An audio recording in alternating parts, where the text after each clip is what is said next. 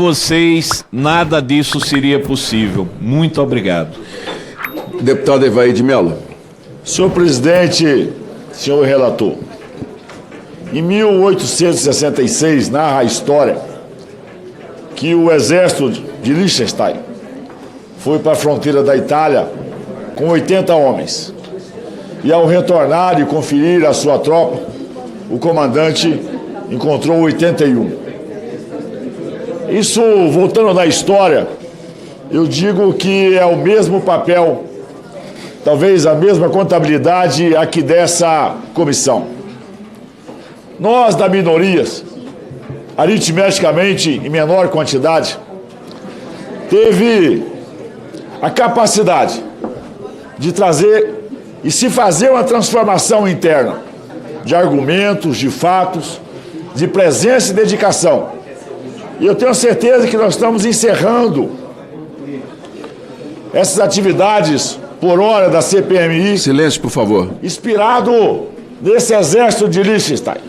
Nós somos muito maiores do que quando chegamos aqui, tanto numericamente, porque somou-se a nós, brasileiros anônimos, nos diversos cantos desse país continental.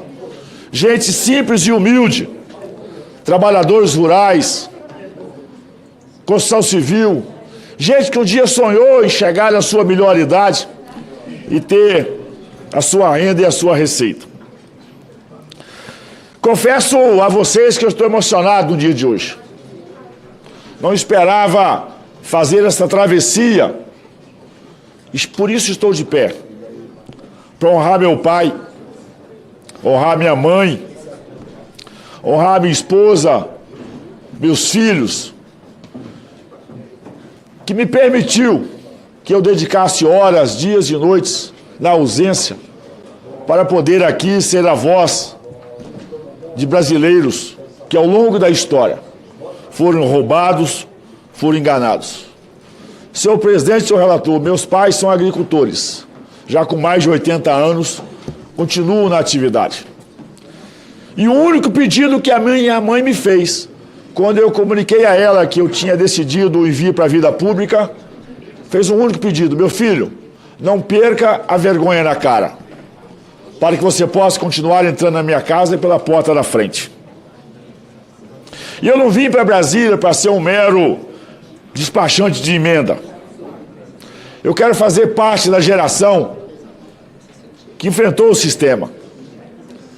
E lamentar a lavagem cerebral que há décadas é feita em boa parte dos brasileiros, que produziu uma geração sem escrúpulo, produziu a geração de ladrões, gente que defende aborto, defende droga, mata se for preciso,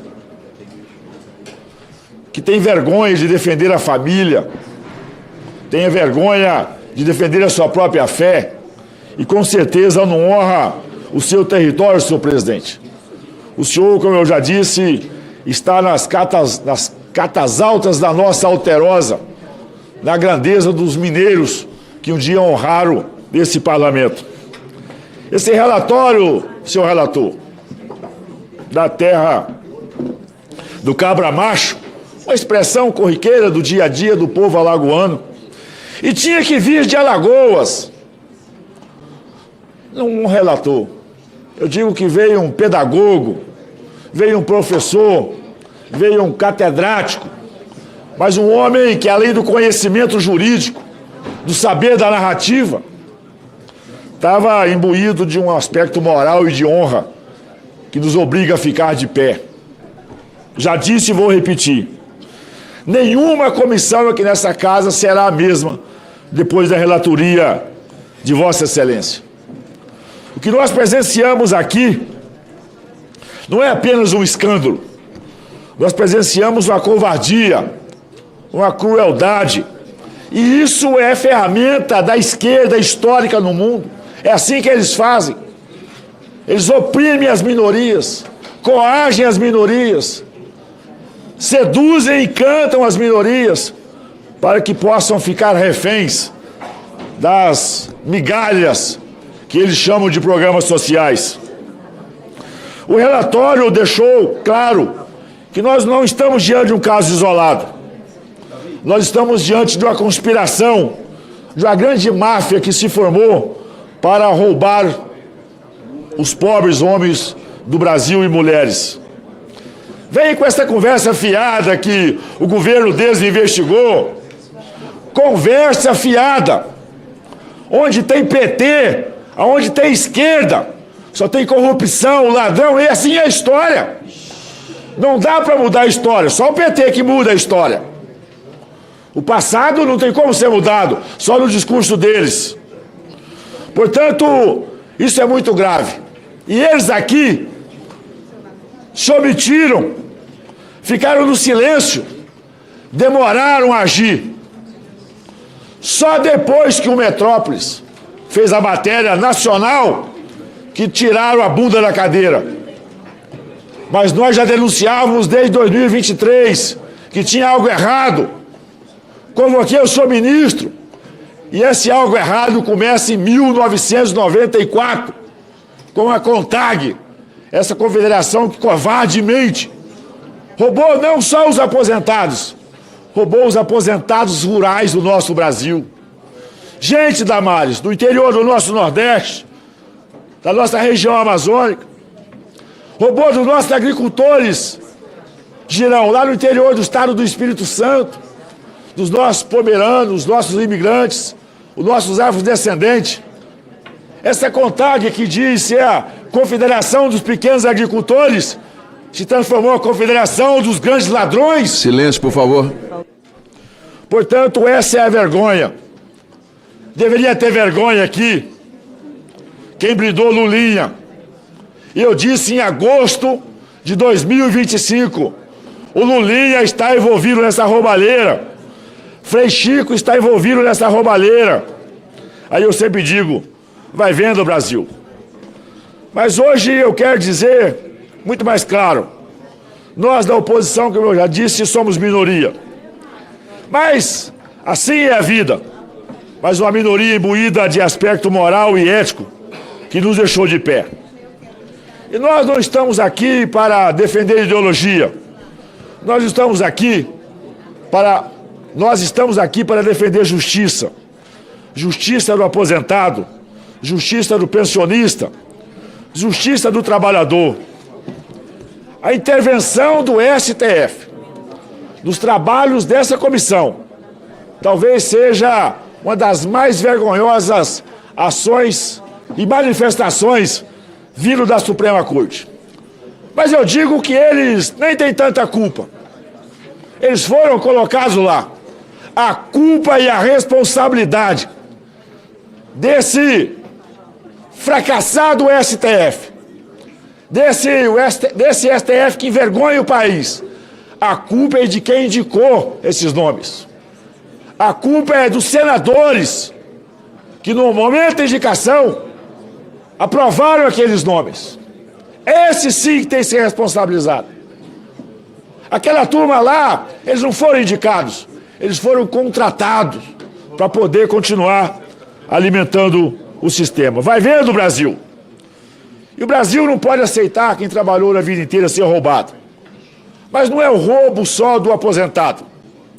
Porque a insegurança jurídica que a STF proporciona, ela gera inflação, ela faz com que o dinheiro fique mais caro, ela gera desemprego. Essa roubalheira patrocinada e participada pelo governo Lula, ela com certeza também, ela prejudica o empresário, os trabalhadores que estão na ativa, os homens e as mulheres com seu salário precisam de buscar o seu dinheiro. Nós cumprimos a nossa missão, honrar as famílias do Brasil. Aos parlamentares da oposição, orgulho de cada um de vocês. Honrar a esposa, honrar os filhos, honrar os pais. Todos vocês da oposição que estiveram aqui por horas. Eu digo que nunca fui bem tão acompanhado por essa elite de parlamentares que horas nos representam.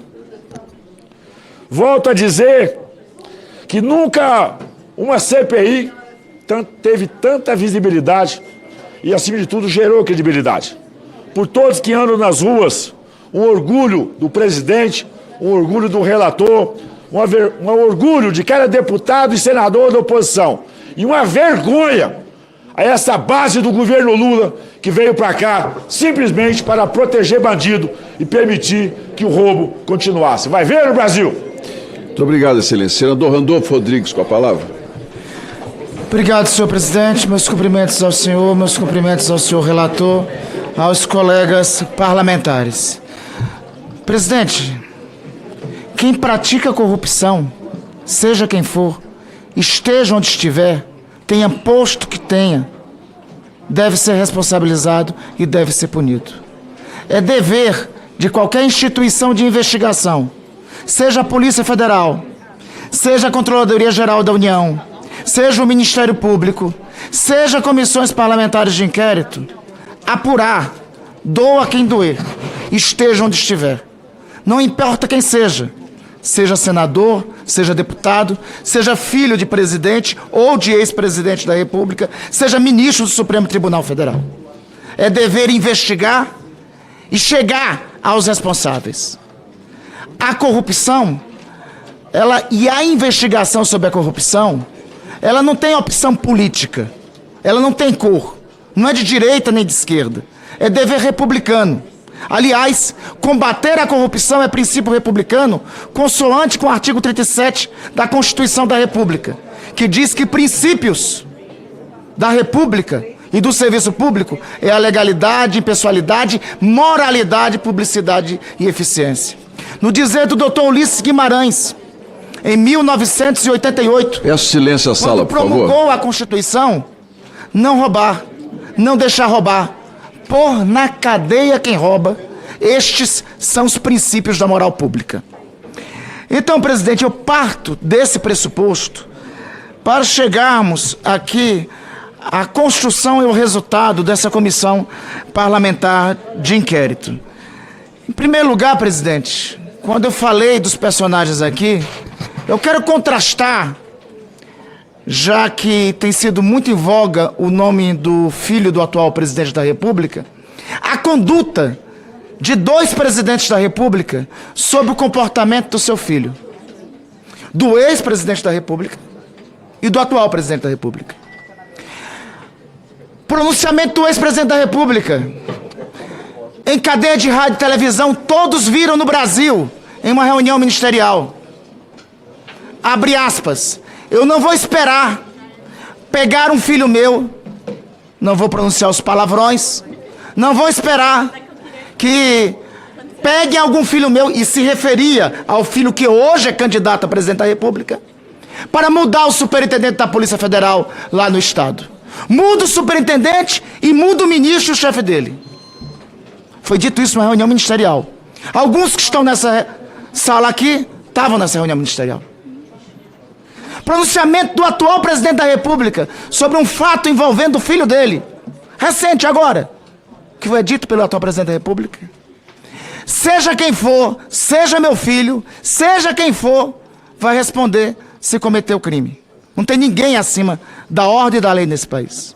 Eu quero primeiro pedir que todos que estão nos assistindo reflitam sobre essas duas posturas de dois presidentes da República, do ex e do atual, do antigo mandatário e do atual. Busquem nos anais o que o ex-presidente falou.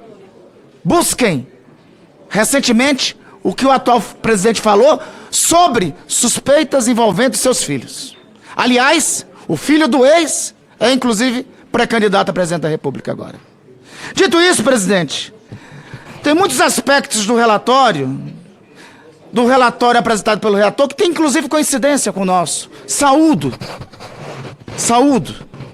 Entretanto, tem omissões que têm que ser citadas e que eu quero aqui destacá-las. Por exemplo, o senhor Onyx Lorenzoni. O senhor Onyx Lorenzoni, vejamos, senhor presidente, ele foi ministro da Cidadania do ex-governo. O senhor Onyx Lorenzoni era chefe da Secretaria-Geral da Presidência da República em abril de 2021. O que aconteceu em abril de 2021? Foi firmado um dos famigerados ACTs com uma entidade chamada Unibap, União Brasileira de Aposentados da Previdência, que participou dos esquemas na Previdência Pública, posteriormente. Em seguida, meses depois, o senhor Onyx assume o cargo de ministro da Previdência e aparece em documentos entregues a essa CPMI em relação com essa entidade que estava roubando os aposentados. Aliás, o nome do filho do ex-ministro da Previdência, o advogado Pietro Lorenzoni, aparece em documentos que foram entregues a essa comissão parlamentar mista de inquérito. Aliás, é o senhor Pietro que diz o seguinte, é o senhor Pietro, filho de Onyx Lorenzoni, que diz o seguinte: na prática, auxiliávamos a Unibap com redações de atas de assembleias deliberativas, ofícios e minutas em geral. Aliás, é também dessa entidade a contribuição para a campanha, com 60 mil reais para a campanha do senhor Onyx Lorenzoni, logo em seguida. Não foi para a campanha de nenhum candidato dos partidos da oposição, foi para a campanha do senhor Onyx. Presidente, era necessário aqui também constar no relatório o senhor João Roma, foi ex-ministro da Cidadania do governo anterior. Ele foi apontado como o mais enrolado devido à liberação de consignado do Auxílio Brasil. O Auxílio Brasil e a liberação de consignado que a CPMI pretendia ainda adentrar, foram feitos durante o governo anterior, deputado Rogério. Com qual banco? Com o Banco Master. Agora, completa a história. O Banco Master expandiu as suas operações a partir de 2020, com autorizações com a ACT, firmado no governo anterior. Quem substituiu o senhor João Roma no Ministério da Cidadania foi o senhor Ronaldo Bento. Agora, vejam só, o sucessor do senhor João Roma, o senhor Ronaldo Bento, e o senhor João Roma, posteriormente, assumiram cargos em qual banco? Assumiram cargos exatamente no Banco Master. Como é que esse BO do Banco Master tem relação conosco? Não temos nenhum ministro, ex-ministros do governo aqui, e que eu tenha conhecimento, envolvidos com o Banco Master ou com cargos de direção nesse banco. Eu creio que tem essas omissões e ausências no relatório. Eu acho que era necessário o relatório aprofundar sobre as investigações sobre um nome conhecido de CPIs, Willer Tomás. Ele apareceu, deputado Dorinaldo, na CPI da Covid já. Ele é um elo entre o escritório do senador Flávio Bolsonaro e uma senhora que também não aparece, chamada Letícia Caetano, chefe do escritório de Flávio Bolsonaro. Essas relações precisavam, no mínimo, ter um pedido para que fossem apuradas. Para concluir, presidente, vejamos o total do roubo dos aposentados do Brasil e as entidades que roubaram. Pronto, comecemos entre 2019 e 2021. No dia 26 de agosto de 2021, firmou acordo de cooperação de trabalho, famigerado ACT, AAPB, 191 milhões roubaram dos aposentados. Logo em seguida, em 6 de setembro de 2021, firmou convênio a famigerada AMBEC, 500 milhões roubaram dos aposentados. Logo depois, em 21 de outubro de 2021, firmou convênio de cooperação ACT, a ABRAPS, 6 milhões roubaram dos aposentados. Em seguida, 25 de novembro, Sinab, 57 milhões de reais roubaram dos aposentados. Só essas quatro firmaram acordo de cooperação de trabalho em 2019 e 2021. 755 milhões roubados dos aposentados. Mas segue, entre 2021 e 2022, Rian Brasil, 81 milhões de reais. Unibap, esta que falei do senhor Onyx Lorenzoni, 178 milhões de reais. Sinap, 45 milhões de reais. Unaspub, 261 milhões de reais. APES, 255 milhões de reais. SAAP, CEAP, 251 milhões de reais. Conafer, 809 milhões de reais, totalizando 1 bilhão 890 milhões de reais roubados dos aposentados. O que elas têm em comum? Firmaram a CT de 2019 e 2022. Quem era o presidente do Brasil entre 2019 e 2022? Eu acho que o presidente do Brasil, nesse período, não tenho dúvida, que era o senhor Jair Messias Bolsonaro. Então, é por isso que ele consta no nosso relatório, porque é o liame com tudo isso. É por isso que no relatório que apresentamos, ele tinha conhecimento. O Ministério da Justiça teve conhecimento. A CGU do governo dele teve conhecimento. O total do roubo é de mais de 2 bilhões, é de quase 3 bilhões de reais. E todas as entidades que totalizam o valor do roubo foram credenciadas entre 2019 e 2022. Aí está a matriz de todo o esquema. Muito obrigado, Excelência. Fala, galera da Folha TV, não se esquece de se inscrever aqui no nosso canal para assistir programas como Folha Notícias Manhã, Folha Notícias Noite, o nosso Folha Entrevista e o nosso Barzinho das Meninas. Muitas coisas bacanas a gente acompanha por aqui. E a gente precisa muito, muito do apoio de vocês para nosso trabalho jornalístico, investigativo, de curadoria de conteúdo, com vocês ajudando no nosso Pix, folhademocrata@gmail.com, ou mandando superchats, valeu demais, e os recursos financeiros, tornando-se membro do nosso canal, no nosso curso de jornalismo básico, para você ficar muito bem informado a respeito de tudo. Queridos e queridas, muito obrigado pela presença de todos vocês. Vida longa e próspera. Cuidem-se, cuidem dos seus e não esquece de se inscrever aqui na Folha TV. Até mais!